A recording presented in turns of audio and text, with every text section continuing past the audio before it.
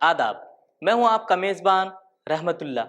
एमसीजे मानो के digital platform पर आप सभी का स्वागत है और आप देख रहे हैं हमारा खास प्रोग्राम सूरों की दुनिया।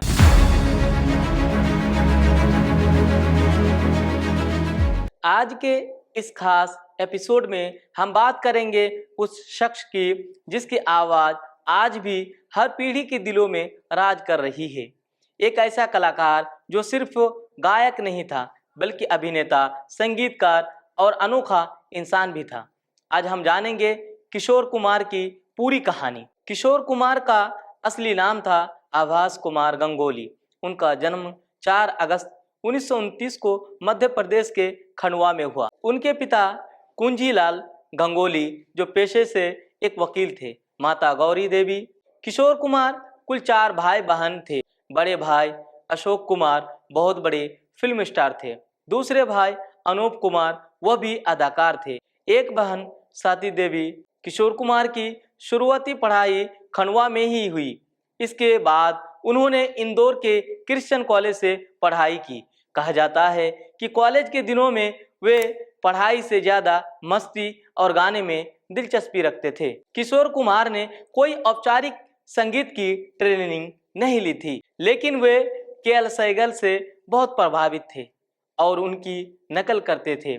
समय बदला और एक दिन वो मुंबई पहुंचे, सपनों का शहर, जहां हर कोई कुछ बनने आता है। शुरुआत में उन्हें छोटे छोटे रोल मिलते और कभी कोर्स में गाना पड़ता। कई बार उन्हें रिजेक्ट भी किया गया, कई बार नज़रअंदाज भी किया गया, लेकिन उन्होंने हार नहीं मानी।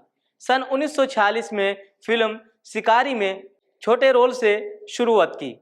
पहला गाना उन्हें 1948 में फिल्म जिद्दी में गाने का मौका मिला, लेकिन उस समय उन्हें ज़्यादा सफलता नहीं मिली। लोग उनकी आवाज़ को अलग मानते थे और शुरुआत में यही अलगपन उनके लिए मुश्किल बन गया। किशोर कुमार ने कई फिल्मों में अभिनेता के तौर पर काम किया, जैसे चलती का नाम, गाड़ी, हाफ टिकट।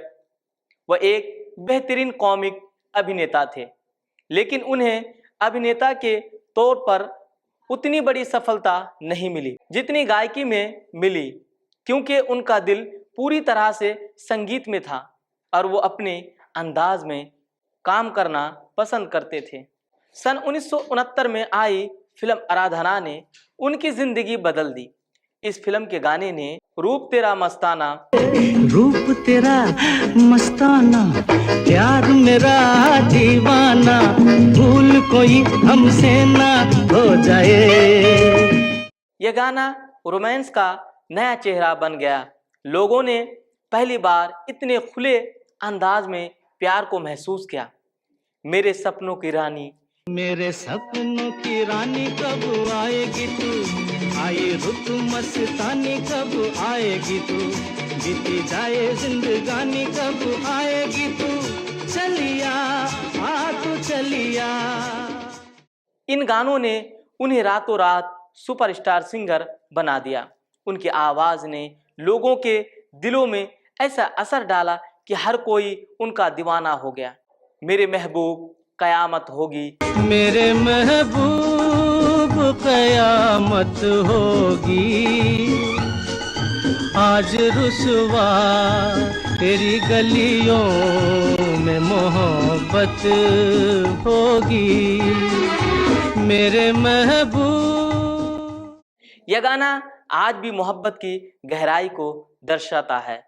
इसकी आवाज़ में दर्द, सच्चाई साफ झलकती है। जिंदगी एक सफर है सुहाना, जिंदगी एक सफर है सुहाना, यहाँ कल क्या हो किसने जाना।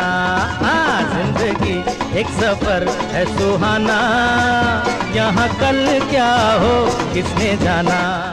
ये गाना जिंदगी को खुलकर जीने का संदेश देता है। पल पल दिल के पास, कहती हो पल पल दिल के पास तुम रहती हो। एक बेहद रोमांटिक गाना जो हर दिलों को छू जाता है। किशोर कुमार ने कई बड़े सितारों के लिए आवाज दी। राजेश खन्ना, अमिताभ बच्चन, देव आनंद, धर्मेंद्र, खासकर राजेश खन्ना के लिए उनकी आवाज इतनी फिट बैठती थी कि दोनों की जोड़ी इतिहास बन गई। किशोर कुमार को अपने करियर में कई मुश्किलों का सामना करना पड़ा। सन 1975 को इमरजेंसी के दौरान उन्होंने सरकारी प्रोग्राम में गाने से मना कर दिया। इसके बाद उनके गाने को रेडियो पर बैन कर दिया गया, लेकिन उन्होंने कभी अपने सिद्धांतों से समझौता नहीं किया। किशोर कुमार का एक मशहूर डायलॉग था, मैं पागल नहीं हूँ, बस थोड़ा अलग हूँ। उनका ये अंदाज ही उन्हें सबसे अलग बनाता था। किशोर कुमार ने 4 शादियाँ की, उनमें से एक मधुबाला, वही मधुबाला जिनका असली नाम मुमताज जहां बेगम दहलवी थी। वो 1950 और 1960 की दशक की हिंदी सिनेमा की सबसे मशहूर, खूबसूरत और प्रतिभाशाली अभिनेत्री थी। किशोर कुमार की जिंदगी उतार चढ़ाव से भरी रही, लेकिन उन्होंने हमेशा मुस्कुराना नहीं छोड़ा। किशोर कुमार ने अपने करियर में 8 फिल्म फेयर अवार्ड जीते। 13 अक्टूबर 1987 को मुंबई में उनका निधन हो गया। उनका निधन हार्ट अटैक के कारण हुई। उनके जाने के बाद पूरे देश में शोक की लहर दौड़ गई। लाखों फैंस के दिल टूट गए। आज भी उनकी आवाज हर किसी के दिल में जिंदा है।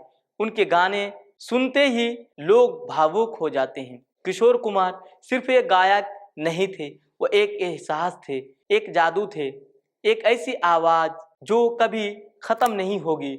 अगर आपको ये कहानी पसंद आई हो तो हमारे MCJ डिजिटल प्लेटफॉर्म के साथ आप जुड़े रहे, देखते रहिए MCJ मानो। तब तक के लिए खुदा हाफिज।